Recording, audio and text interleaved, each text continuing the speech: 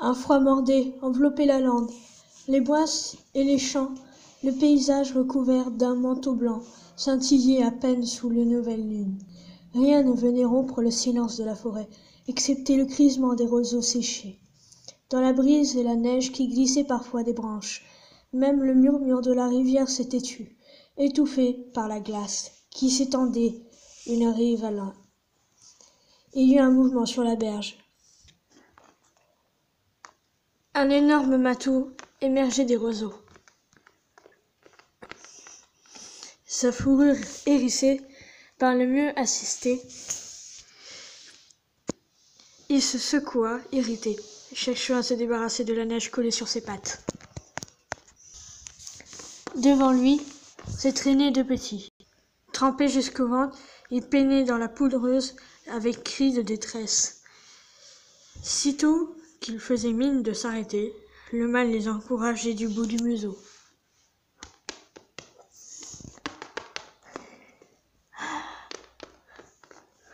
Les trois animaux longèrent la rivière, jusqu'à que son point le plus large. Face à eux, une petite île se dressait, près de la rive. Alentour, les tiges desséchées d'un épais rideau de roseaux perçaient la glace. Quelques saules chétifs aux branches enneigées masquaient le centre de l'île. « Nous y sommes presque !» annonça le guerrier d'un ton rassurant. « Par ici !» Il s'engagea sur la glace, se coula entre les roseaux et bondit sur la terre ferme. Le plus grand des deux chatons le suivit, mais l'autre glissa sur la surface gelée. Il restait prostré en jetant des miaulements à fendre le cœur.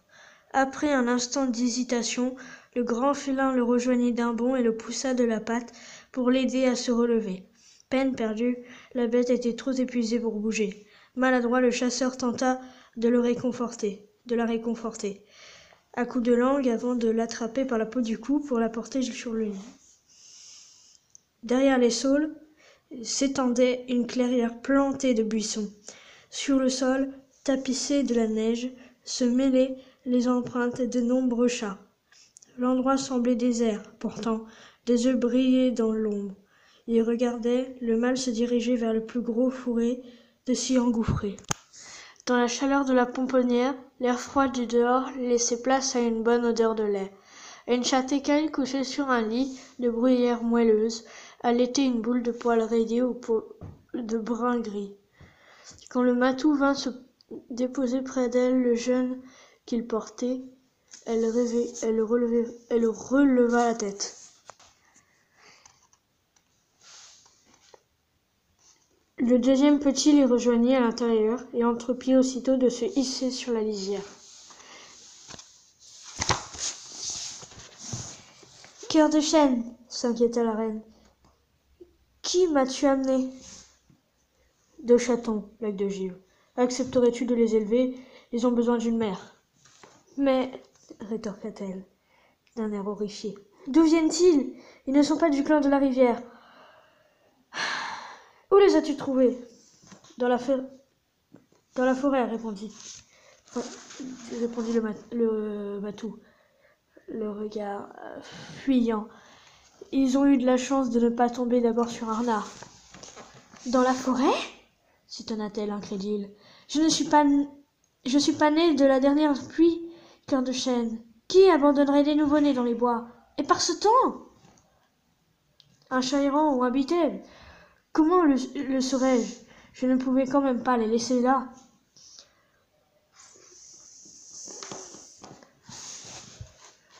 Le plus fragile était couché sur le flanc, immobile, sa poitrine se soulevait à peine. « Je t'en prie, lac de Givre, la plupart de tes petits sont morts, et c'est ce qui arrivera à ces deux-là si tu ne les aides pas. » La chatte posa sur les deux intrus des yeux débordants de chagrin, la gueule grande ouverte, et jetait des cris pitoyables. « J'ai beaucoup de lait,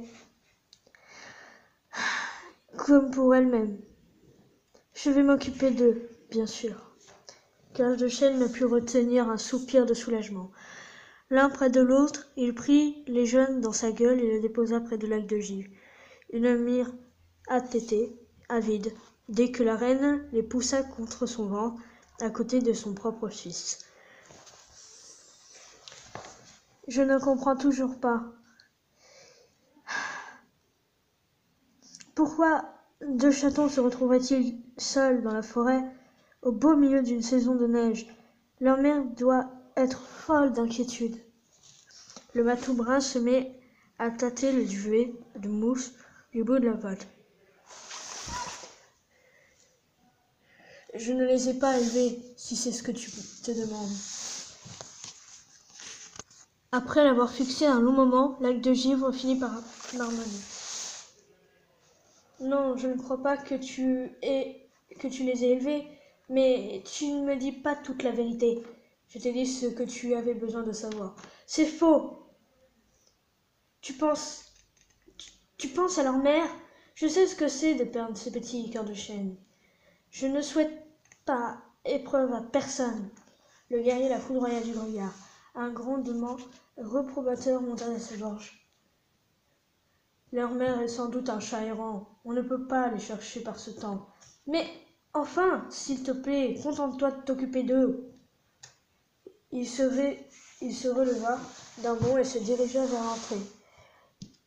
Je t'apporterai du gibier.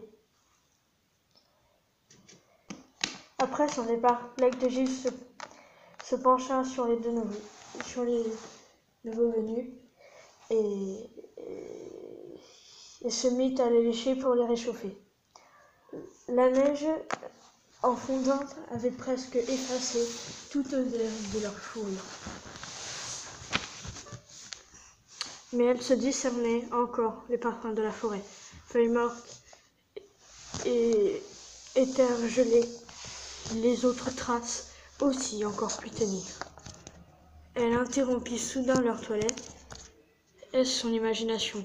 La gueule entrouverte, elle flaira encore les chatons et se redressa aussitôt, les yeux